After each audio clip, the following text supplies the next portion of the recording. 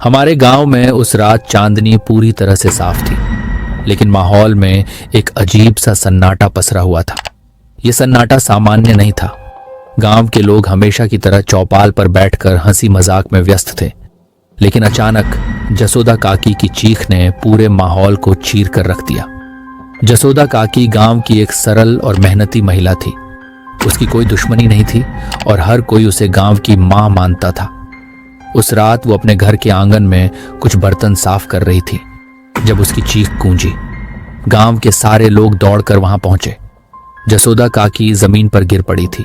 उसकी आंखें अजीब तरीके से पलट रही थीं और वो अस्पष्ट भाषा में कुछ बड़बड़ा रही थी। कोई समझ नहीं पा रहा था कि ये क्या हो रहा है, लेकिन कहानी में आगे बढ़ाने के बाद आप जरूर समझ जाओगे और आप कहानी में कुछ ज्यादा ही समझो।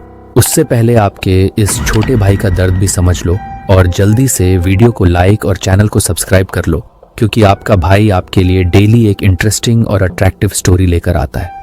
तो कृपया मेरी मेहनत का मान रखो और मुझे आगे बढ़ाने मैं आप सब अपना हाथ बढ़ाओ। तो चलिए अब आपका ज्यादा वक्त खराब ना करते हुए कहानी में आगे बढ़ते हैं। पंडित जी को बुलाया गया। उन्होंने तुरंत तांबे का कटोरा मंगवाया, उसमें पानी भरा और कुछ मंत्र पढ़कर पानी उसके ऊपर छिड़का, लेकिन इससे हालत और खराब हो गई। जसोदा काकी के शरीर में एक अजीब सी ताकत आ गई थी।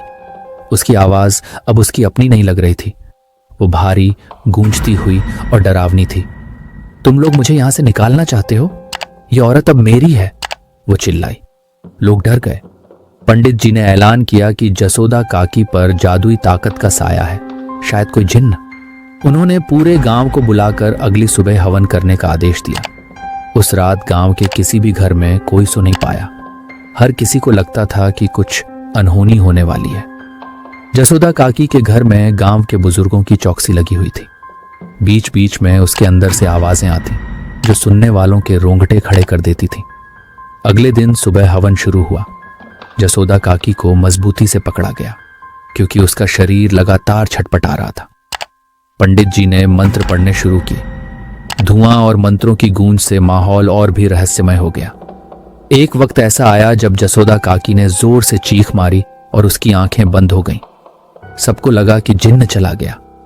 पंडित जी ने राहत की सांस ली और गांव वालों को बताया कि सब ठीक है, लेकिन यह सुकून ज्यादा देर नहीं टिक पाया।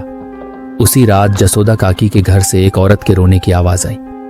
जब लोग दौड़े दौड़े वहां पहुंचे तो देखा कि जसोदा काकी आंगन के बीचों बीच बैठी थी, लेकिन अब उसकी आंखें चमक रही थी और वो कुछ औरतों को पहचानने से मना कर रही थी।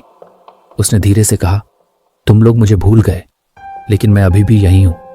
गांव में भय और सन्नाटा फैल चुका था। कोई भी जसोदा काकी के घर की ओर जाने की हिम्मत नहीं कर रहा था। गांव के मुखिया ने फैसला लिया कि तांत्रिक बाबा कालिदास को बुलाया जाएगा। कालिदास बाबा का नाम दूर दूर तक फैला हुआ था। कहा जाता था कि उन्होंने कई भूत प्रेत और जिन्नों का सामना किया है। दूसरे दिन सुबह बाबा कालिदास अपने चेलों के साथ गांव पहुंचे। बाबा ने आते ही पूरे गांव का मुआयना किया। उन्होंने कहा, यह जिन्न साधारण नहीं है। इसे किसी ने यहां बांध दिया है। इसे मुक्त करना आसान नहीं होगा। बाबा ने जसोदा काकी के घर के आसपास 7 नींबू और लाल कपड़े में लिपटी कुछ जड़ी बूटियां रखवाईं। जब बाबा ने मंत्रोच्चार शुरू किया तो जसोदा काकी जोर से हंसने लगी। उसकी आवाज किसी गुफा से गूंजती हुई लग रही थी। बाबा ने उसकी ओर देखा और कहा, कौन है तू? अपना परिचय दे। जसोदा काकी की आंखें लाल हो गईं। वो चिल्लाई, मैं जिन्न हूं। मुझे यहां किसी ने बांधा है। मुझे छुड़ाओ, नहीं तो ये गांव चैन से नहीं रहेगा। बाबा ने चौंक कर पूछा, किसने बांधा है? जिन्न ने जवाब दिया, जिसने मुझे बुलाया था वो अब इस दुनिया में नहीं है, लेकिन मैं अब आजाद होना चाहता हूं। बाबा ने गांव वालों से पूछा कि क्या किसी ने अतीत में ऐसा कोई कर्म किया है जो जिन्न को यहां बुलाने का कारण बना हो। गांव के बुजुर्गों ने कहा कि 50 साल पहले एक धनी व्यापारी हरिचरण ने यहां एक बड़ी हवेली बनाई थी। वो अपने धन को सुरक्षित रखने के लिए काले जादू का सहारा लेता था। उसकी मृत्यु के बाद से हवेली बंद पड़ी थी।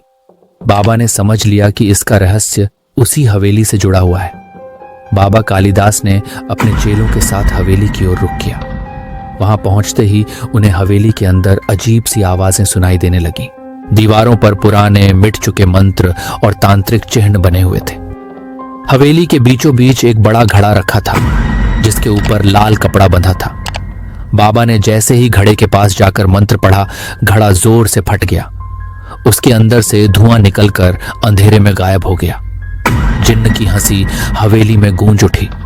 उसने कहा, अब तुमने मेरी दूसरी कड़ी भी तोड़ दी। अब मैं और ताकतवर हो गया हूं। जसोदा अब मेरे बंधन में नहीं है, लेकिन मैं इस गांव का मालिक बन जाऊंगा। बाबा ने गांव वालों को इकट्ठा करके कहा, जिन्न अब हवेली में अपना वास बना चुका है। इसे रोकने के लिए हमें इसे पूरी तरह बांधना होगा, नहीं तो ये गांव को बर्बाद कर देगा। मुझे 3 रातों का समय दो, लेकिन इन 3 रातों में कोई भी हवेली के पास नहीं आएगा। पहली रात बाबा ने अपनी साधना शुरू की। हवेली से चीखने और रोने की आवाजें आने लगीं। गांव के लोग दूर खड़े होकर ये सब देख रहे थे। अचानक हवेली के चारों ओर अंधेरा घिराया और बिजली जैसी चमकने लगी। बाबा ने कहा, यह जिन्न की आखिरी चेतावनी है। अगर मैं असफल हुआ तो ये पूरे गांव को निगल जाएगा। तीसरी रात का आगमन हो चुका था। हवेली के चारों ओर एक घना अंधकार छाया हुआ था, जैसे वहां कोई अदृश्य शक्ति बसी हो। बाबा कालिदास अपने चेलों के साथ हवेली के केंद्र में बने पुराने मंडप में पहुंचे। वहां उन्होंने एक विशेष यज्ञ मंडल बनाया जिसे महाकाल यज्ञ कहते हैं। ये यज्ञ उन शक्तियों को बांधने के लिए किया जाता है जो अमानवीय और विनाशकारी होती हैं। गांव वाले दूर से यह सब देख रहे थे। हर किसी की आंखों में डर और उम्मीद का मिला-जुला भाव था। बाबा ने मंत्रोच्चार शुरू किया। जैसे जैसे मंत्रों की गूंज तेज हुई, हवेली की दीवारें कांपने लगीं।